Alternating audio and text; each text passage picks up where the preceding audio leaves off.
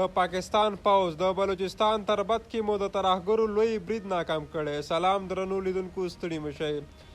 د بلوچستان په تربت کې د پاکستان د سمندري ځواکونو پر یو مهم اډه برید مسؤلیت د بلوچ ازادۍ پوځ مجید لاوا پر غاړه اخیستی دی.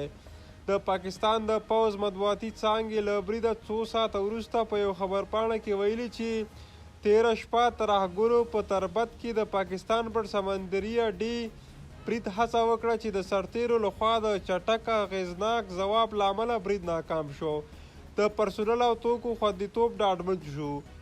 خبرپاڼه کاږي امنیتي ځواکونه په چمګاونډ کې د اډې ځواکونو ملاتړ ته سملاسي لاس په کار شول چې بالاخره 4 واړه بریدګر ووژل شو او د نورو ممکنه بریدګرو د لټون عملیات پیل شو.